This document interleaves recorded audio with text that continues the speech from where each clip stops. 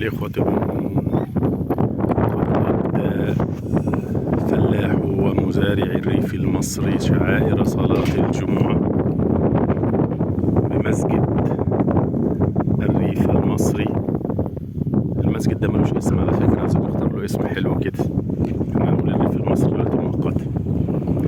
بعد أن أتوا شعثا مغبرين زرافات ووحدانا من كل حدب وصوب، ليلبوا نداء الله عز وجل ويلبوا نداء الحق، وقد أدوا شعائر صلاة الجمعة. نسأل الله عز وجل لنا ولهم التوفيق والقبول.